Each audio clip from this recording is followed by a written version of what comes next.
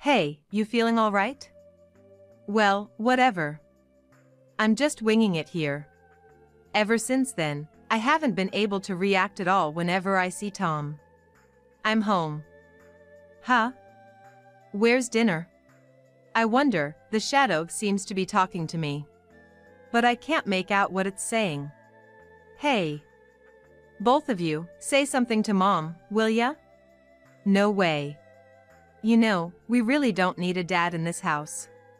My name is Jessica Thompson, a 40-year-old mother of two. My husband, Tom, is 2 years older, and we got married when I was 25. We were colleagues at the same company, him being my senior.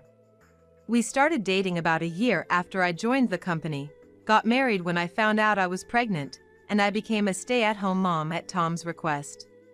He said, "I'll earn enough, so all you need to do is take care of the house." Back then, I found those words very reassuring.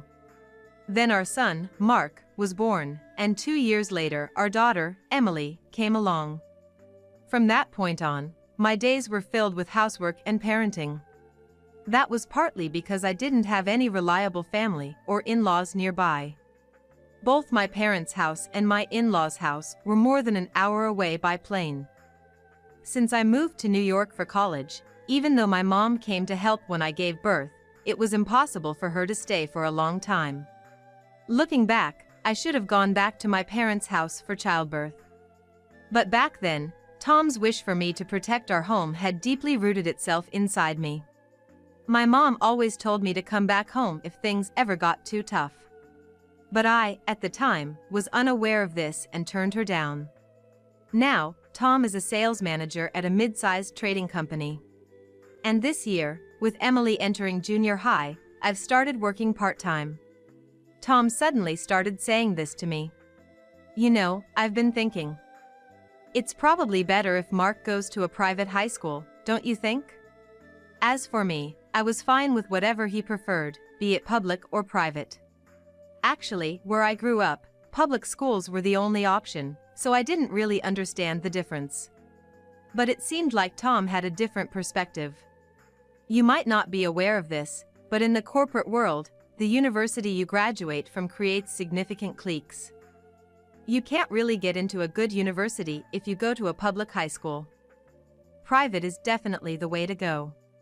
I wish he would have told me all of this when Mark was entering middle school. This is ridiculous. If I really want to go somewhere, I'll look up a good prep school myself. And with that, Mark starts searching on the computer, showing me various local prep schools, summer programs, and winter courses. Emily, being a brother's girl, watches from behind and asks him to let her know if he finds anything good. Sadly, my kids are better at gathering information than I am. So as a parent, the least I can do is not get in the way of their future plans. That's why, to contribute even a little to the tuition, I started working part-time, not just relying on Tom's income. But when I brought this up, Tom just said, "Well, if that's what you want, let him do as he please. You just want him to get into a good school. That's about all a parent can do, isn't it?" And that was all he had to say. He's right, of course. But every time he said that, I couldn't help but feel a bit abandoned. Maybe it's because I barely spend any time with Tom. Since Emily was born, the intimate side of our marriage has completely vanished. Of course, it might have been because I was always busy and exhausted from childcare. Tom did say to me, "If it's too hard, you should hire someone to help." I appreciated those words. But they also made me push myself too hard to handle everything on my own. I even collapsed from exhaustion once. That's when I finally broke down and called my mom, crying. She panicked and flew in to help, staying with me and the kids for a while. I even told her about Tom's suggestion to hire a babysitter. If he's saying that, you should take him up on it once in a while. You've always been like this, trying to do everything by yourself until you're completely overwhelmed. Saying this, my mom stroked my head as I lay there, and I felt both comforted and pathetic at the same time. Yes, I always wanted to handle everything Tom asked of me on my own. And at night, I would be so exhausted that I'd just fall asleep. Before I knew it, we had become a couple in name only. And by the time I realized that this might not be good for our marriage, so much time had passed that I had lost count of the years. Sure, there were times when I thought, why won't he help me? Why doesn't he play with the kids once in a while? But then another part of me would immediately counter that thought. He's working hard so that I can always be with the kids. I'm really grateful for that. So, I have to do my part properly. Even if it means living a life full of miscommunications. One day, Emily held her laundry in her hands and announced, "I'm gonna start doing my laundry from today." "Is that okay?" she asked, even though she hadn't really helped out around the house before. That was surprising, and I said, "Well, that's a nice offer and I appreciate it, but what brought this on? You have been really busy lately." "No, wait, that's not it. You see, Mom, I don't like washing my clothes with Dad's." Now that I think about it, this girl has always been sensitive to even slight changes in scent, often making such comments. "Dad's laundry has a weird smell. I don't want it to rub off on my clothes." "You don't put any scent on your clothes, Mom, which is good." "Please don't." At that time, I just thought she was talking about the hair products he always uses. And now she's in puberty. I've often heard that daughters start to dislike their father's belongings around this age. But the story didn't end there. "Mom, I need to talk to you."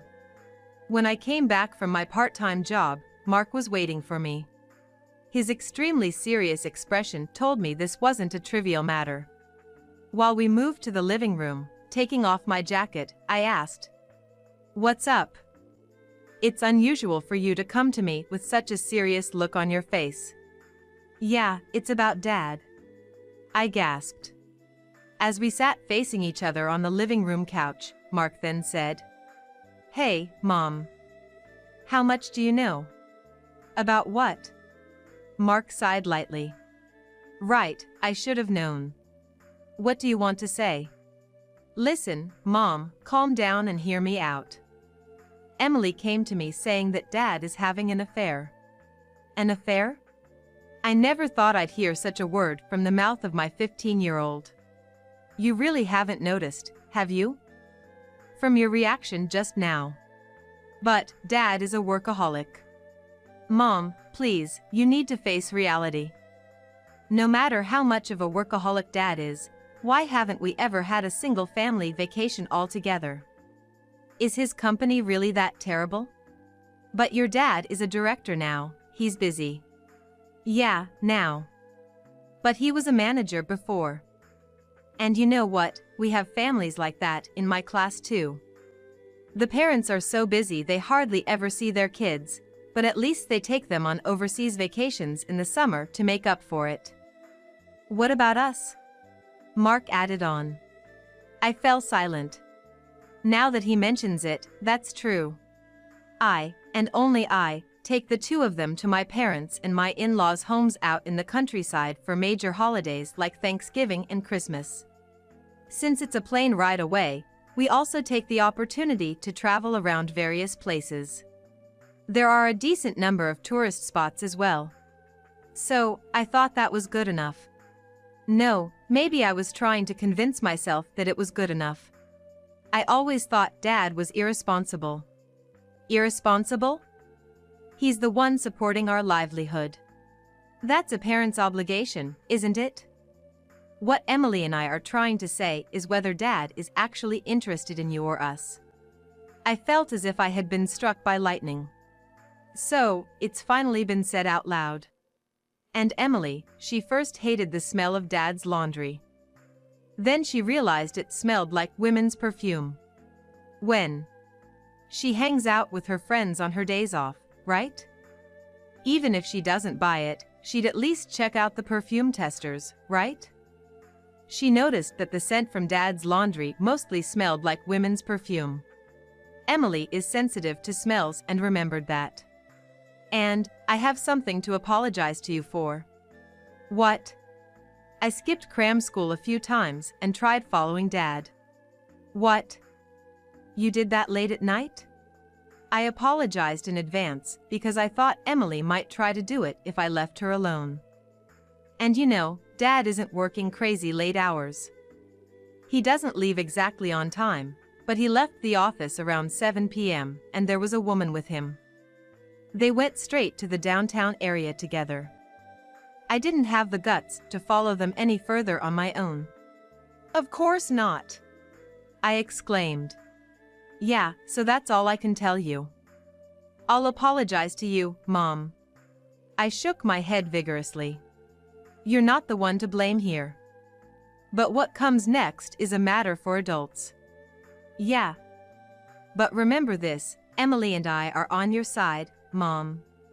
Actually, we haven't talked about it since then. But honestly, I had a sneaking suspicion myself. I just didn't want to admit it. So I pretended not to see. I believed that was the way to protect our family. But it was the children who couldn't take it anymore. This is not right.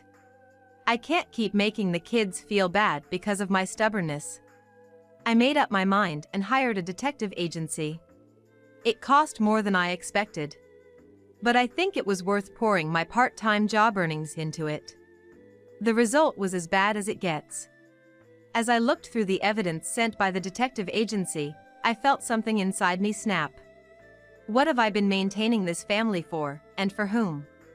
We didn't have time together now, but I thought someday Tom and I could enjoy our time together as a couple. Mom? How long had I been zoning out? I had taken a day off from my part-time job to look at the documents. Until the kids came home, I couldn't do anything. This is not right.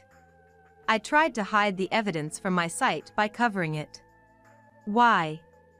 I want to know too. That's not something for kids to see. Come on, I'm already 15. It doesn't matter. All right. Yes, this is absolutely not allowed. But what should I do from now on? I can't seem to settle my feelings.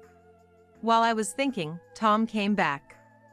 Startled, I hid the envelope with the evidence in the kitchen cabinet. I'm home.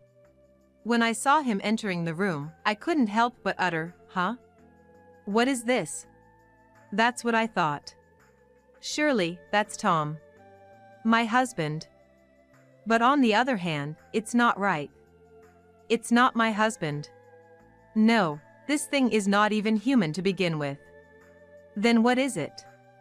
These thoughts whirled in my head, and my mind came to a conclusion. Oh, I see. This is something that shouldn't exist now. Hey, you feeling okay? Whatever, just do as you please. Ever since that moment, I couldn't react at all whenever I saw Tom. His figure gradually became blurrier, and he appeared nothing more than a vague shadow. So, most of what happened afterwards, I heard from Mark and Emily. Unconsciously, I started avoiding Tom's laundry in the basket. I was only preparing meals for 3, and it didn't become a big deal right away. After all, Tom rarely came home early. But one day, while the 3 of us were having dinner. I'm home. Huh? Where's my dinner? Hey, you two, say something to Mom for me. No way. Why do we have to speak up for Mom to you? That was what Mark responded. Look, we don't need a dad in this house. Then Emily took out her smartphone and started to make a call. Hello, Grandma? It's Emily. He's here, so please come quickly. I wondered why Emily was contacting my mother. I heard voices saying, stop it, and it's too late now. I was just watching the situation as if it was someone else's problem. After about 10 minutes, my parents arrived, bringing another man with them. Emily indeed called our grandma, my mom. But they arrived so quickly? What's going on? Mom, what happened? Ah, Jessica.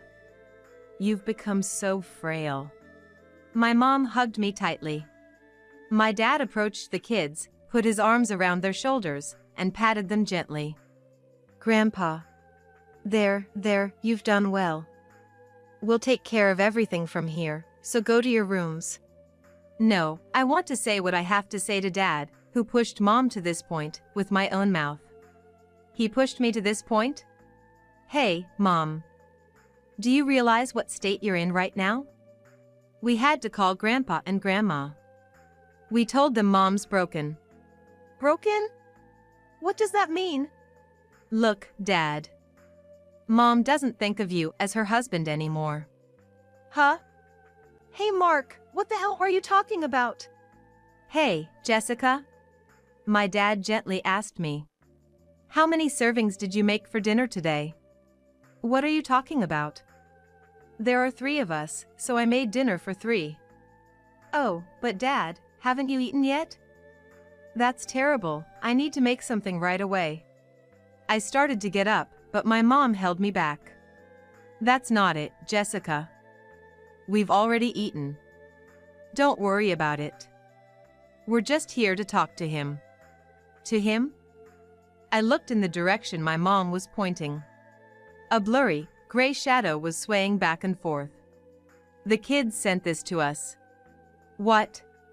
My dad was fluttering an unfamiliar envelope in front of me.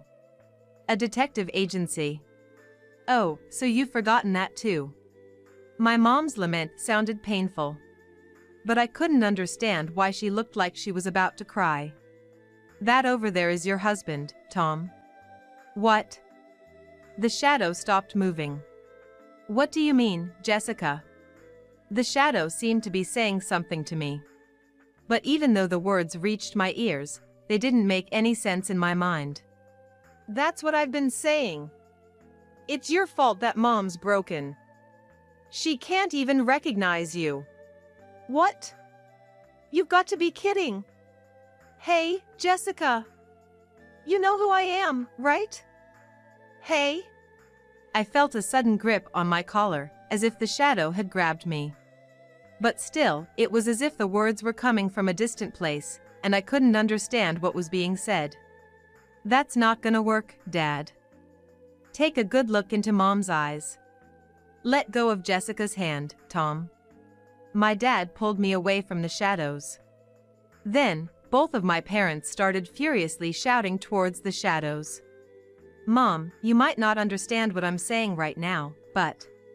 Mark actually grabbed both of my hands and looked straight into my eyes. We noticed that something was off with you, Mom, so we contacted Grandpa and Grandma. My behavior? Yeah, Mom.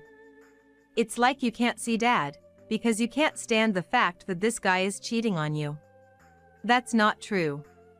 Mark, your dad has already passed away, you know. What? Such an absurd voice came from the shadows. Seeing my expression at that moment, Mark seemed like he was about to cry. You understand now, don't you, Dad? That's what's happening. The shadow slowly sank into the ground. During that time, Emily seemed to have prepared a tablet and connected it somewhere. Grandpa, can you see us? Oh, are you okay now, Emily? The voice was my father-in-law's. Grandpa, we are ready. Oh, Mr. Thompson, it's been a while. Same here, Mr. Smith. I really wanted to head your way and meet up, but unfortunately, my wife took ill. I'm so sorry to hear that. Your wife was very fond of Tom. She was indeed overly devoted to our son. Hey, Tom. A voice loud enough to crackle came from the tablet. What is it, Dad? I've got your share of the evidence copied over here. It must have been a shock for Jessica. Dad, even you. Enough, it's been years since you visited us for the holidays. The only reason I haven't said anything is because Jessica always defended you. I never asked her to do that. Still talking back?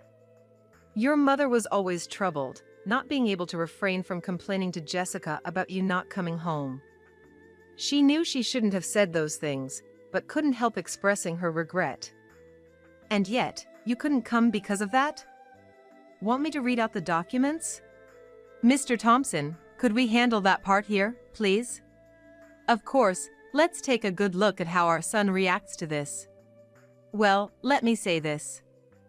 You've been in an unmistakably close relationship with your coworker, Marie Young, for 10 years, causing rumors around the office.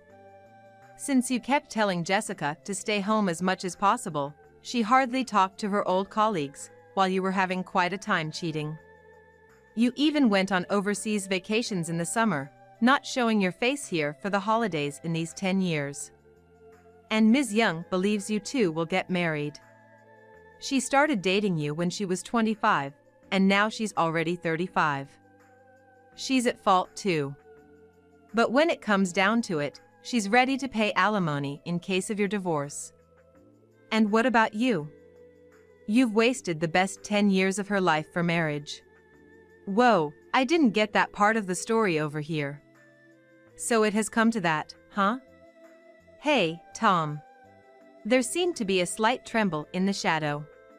Tom, just sign the divorce papers that Mr. Smith's lawyer has prepared right away. And as for driving Jessica to this point, you and Ms. Young are going to pay damages. Don't even think about skimping. Dad, please, I'm begging you. Help me out. I refuse. Listen, Tom, the moment we went through those documents, your mother collapsed and has been hospitalized ever since. Whose fault do you think that is? Mom is. I'd like to give you a piece of my mind right now. You've been cheating for 10 years, how dare you show your face and say that to me? Your mother is in her hospital bed, crying every day, regretting how she brought you up. But, Dad, you're my parent. Shouldn't you be helping me? At your age, most people are starting to think about taking care of their parents, and here you are, talking like a spoiled brat. Don't worry, we won't be a burden to you. We are cutting ties with you. That's just. Oh, and by the way, it's a good thing you are an only child. The inheritance we were going to leave you, we will give it all to Mark and Emily. Dad, please don't say that. Help me out. Enough. I'm hanging up now. Mr. Smith, I leave the rest to you. Ms. Young is at fault, but she seems to be more deceived by this guy than anything. But I'll leave that to your discretion. Do whatever you see fit with the two of them. Very well. We'll handle this thoroughly. And don't worry, we won't cause any physical harm. The image and sound from the tablet cut off. Now, let's discuss the divorce. The man who came with her seemed to be a lawyer, making his way to the front. So, Jessica, you wish to proceed with the divorce? A divorce? We are a family of 3. Yes, but we need you to officially sign here to proceed. Right. Even if the husband is gone, I guess I still need to file the paperwork. Gone? That's when I truly realized, sorting out my thoughts later, that I actually believed he was gone at that moment. My husband was gone, and he was no longer here. I couldn't pinpoint when it happened, but as time went by, in my mind, Tom's affairs and constant absence were replaced with the idea that he had died. That's why, even though he was right in front of me, I couldn't perceive him as a living person, he was just a vague shadow. Of course, this became clear after receiving counseling later on. So, even though there were contradictions in the fact that I was able to live this life, I couldn't notice them.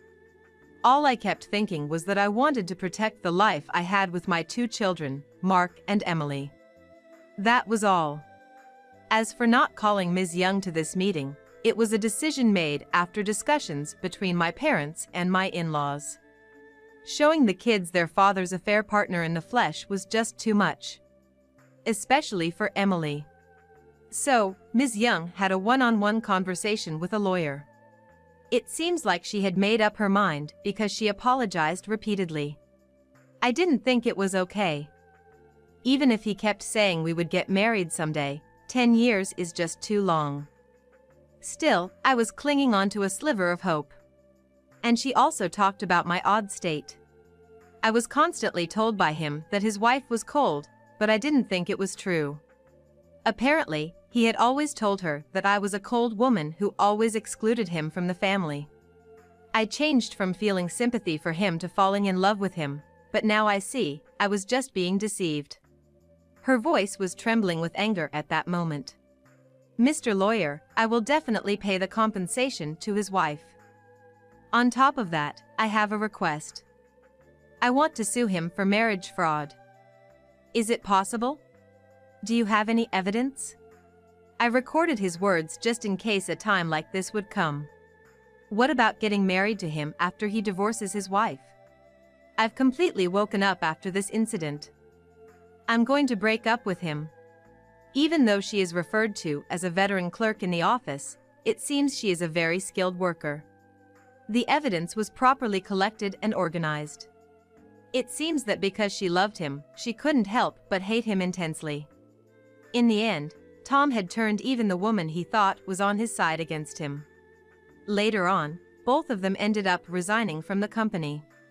However, the circumstances were slightly different. Their relationship had spread to a certain extent within the company. It just hadn't been made public. That's why it was a big deal when Ms. Young exposed that she was suing Tom. What the hell, you're doing such a thing. I've been meeting with you because you were always saying that your wife was cold to you and you couldn't divorce her. So what? You came along for the summer vacation trip, didn't you? It was you who came crying to me, saying that your wife told you not to come. I was surprised. Hearing about the state your wife was in. She thoroughly exposed everything to the people around, and then Ms. Young resigned voluntarily. The compensation from her to me was paid in a lump sum. It was accompanied by a short letter saying, "I apologize." Tom eventually had to resign as well. An employee who causes a lawsuit is not needed, that's what it came down to. The compensation for me and child support for the kids was temporarily covered by my in-laws, and the rest would be squeezed out from his personal savings and the sale of the property, as well as from his monthly income. But considering his age and the fact that he was in a managerial position, I wonder what kind of job he can get now. Well, it's none of my business, but I started to receive treatment at the hospital immediately after driving Tom into a corner. Half of it was for examinations and the other half was for counseling. Since it was determined that there was no disruption to my life aside from the issues with Tom, I decided to move back to my parents' house with my kids. I'm sorry for making you change schools at a time like this. It's okay. It's about time for entering high school anyway. I would have been separated from my friends either way. I'm a bit sad about being away from my friends. But it's much better than living with that man. I really want to cherish my kids who say such things. I'm still continuing with counseling. Just not having the root cause of the problem there is a big relief. I'm thinking about going back to work full-time once I get a little better. For the kids and for myself.